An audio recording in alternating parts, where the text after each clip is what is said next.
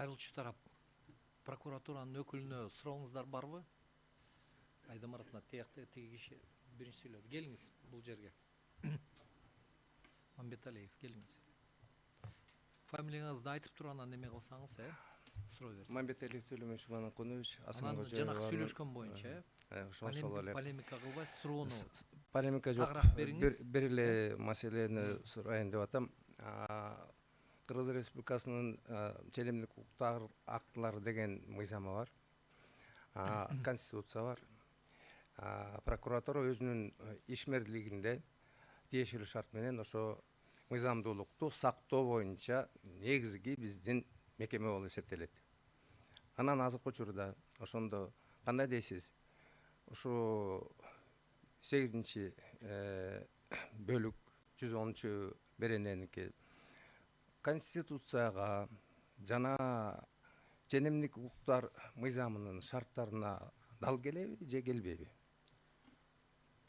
Рахмат, сурооңузду түшүндүм. Демилгечилер тарабынан бул мыйзам иштелип чыгып аткан учурда долбоору бизге жөнөтүлгөн. Долбоору биз тараптан компетенттүү башкармалык тарабынан окулуп чыгып, дал келет деп бул долбоор менен макул болдук деп биз позициябызды бердик. Анда эмесе башкы прокуратура мыйзам бузуунун жолуна түшкөн деп айтса болот. Себеп дегенде ченемдик укуктук актылар деген мыйзамда айтылган. Конституция эң негизги биздин мыйзамыбыз деп. Ошого кийинки анын иерархиясы боюнча кийинки кабыл алынган мыйзамдардын баары тең ошого дал келиш керек деп.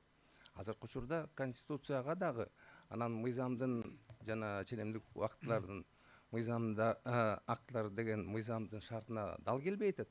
Ошол туурабы, туура эмеспи?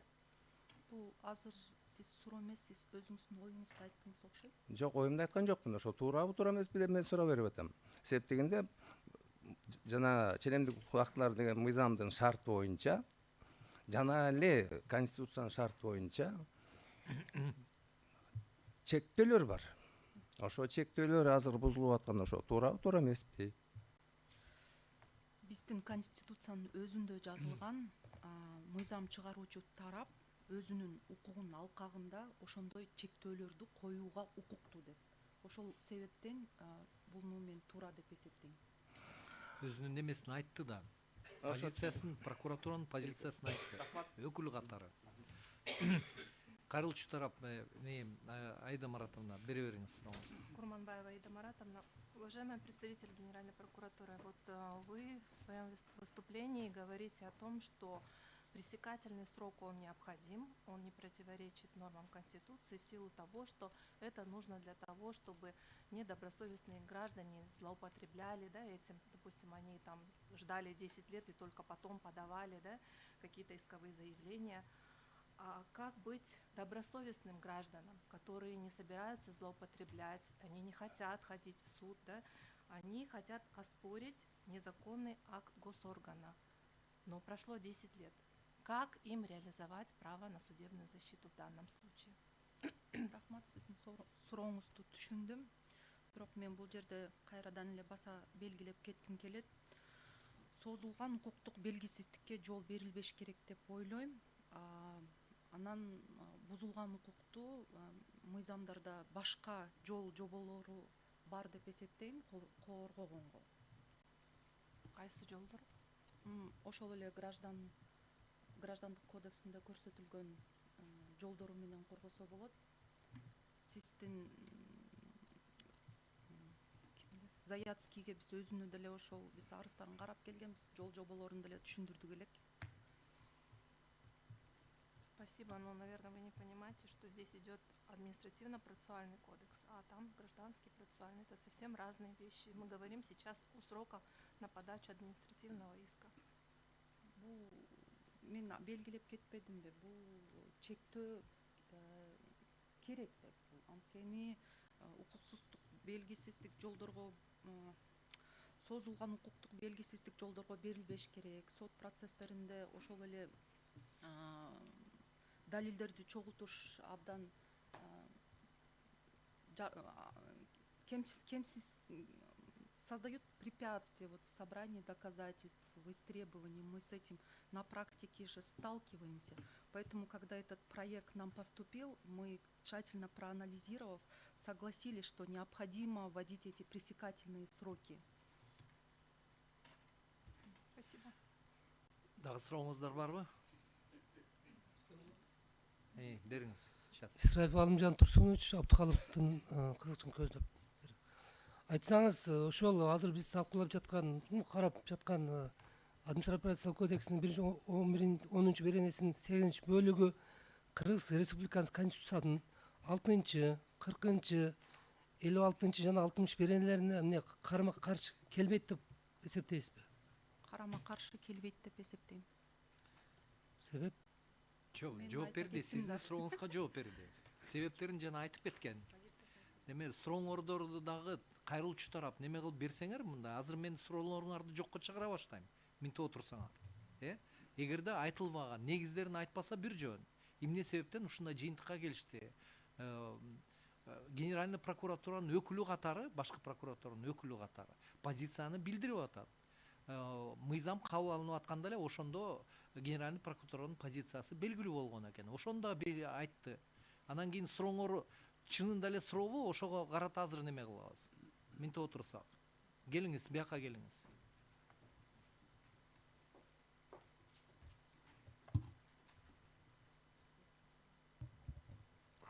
Жумалоолу Кутманбек, Сыңкыржоева, Айнагүл Бешебекованын кызыкчылыгын көрүүчү. Сиз айтып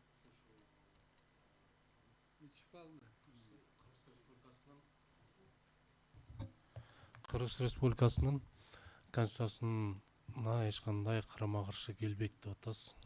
Дагы бир айтып атасыз, жана жообуңузда далилдерди чогултууда бизге аябай тоскоолдук жаратат деп.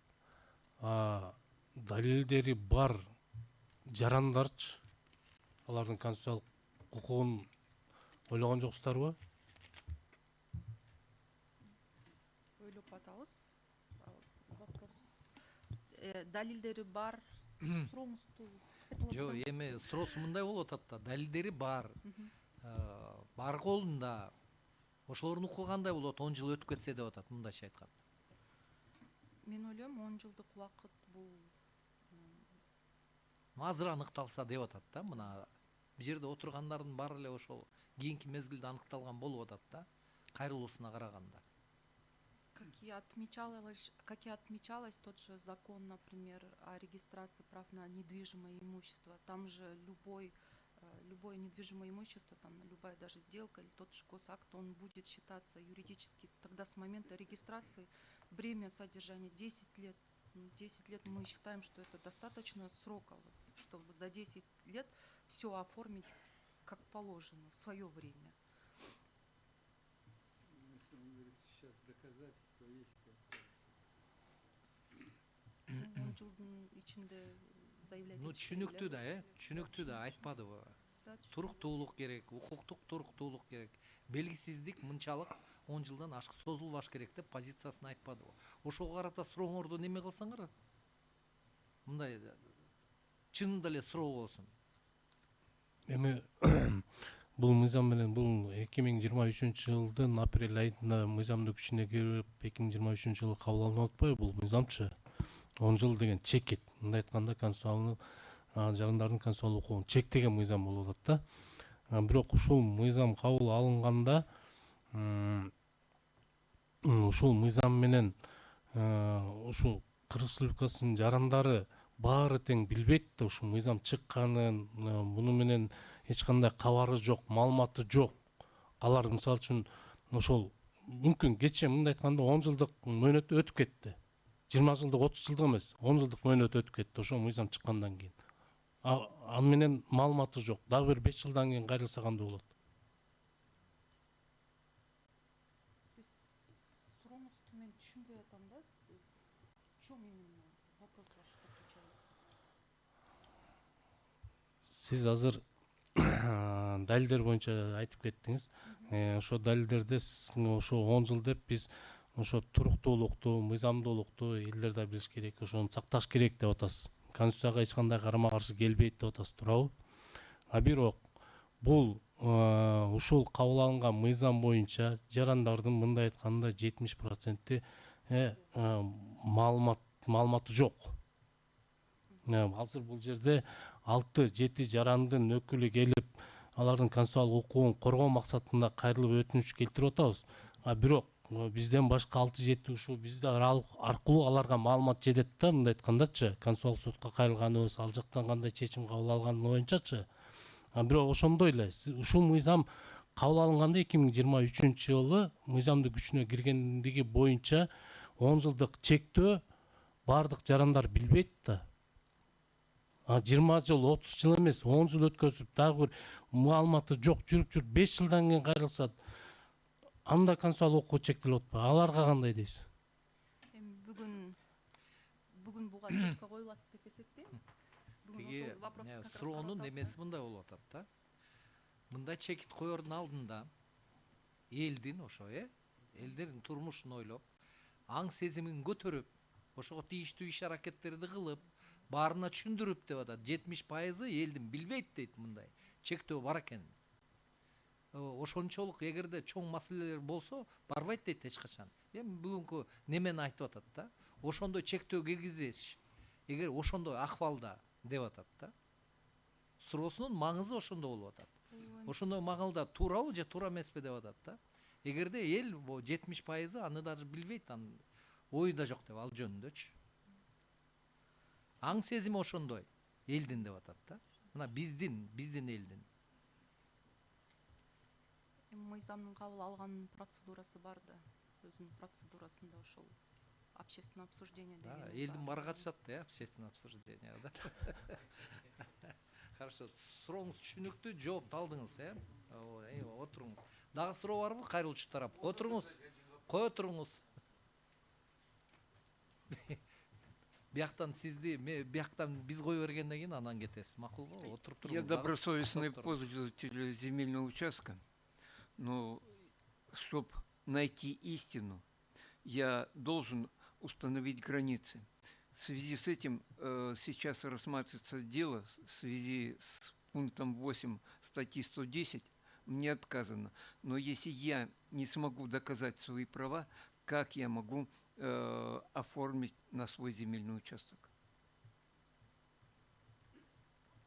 Почему мои конституционные права нарушены? Я не могу доказать полностью, в чем я прав, из-за того, что мне мешает эта статья. Я давно уже борюсь с этим, но мне ставят различные препоны. Я считаю, что вы, согласно этому закону, должны были своевременно все это заявить. У вас была возможность, вы об этом знали. Я этого не знал, я узнал в суде в 2021 году, я и подал заявление. Но отдельные лица пользуются документами, пользуются того, что я на то время ничего Она не знал. ответила на ваш вопрос. Она ответила на ваш Не вопрос. ответила, потому что я не знал это все время. Я узнал только в суде в 2021 году нарушенные мои права. Анатолий Владимирович, Я не понял. нарушайте ход процесса, хорошо? Я понял. Присаживайтесь. Я А то говорю, мне придется что... принять меры в отношении Я вас. понял. Нарушены были права мои.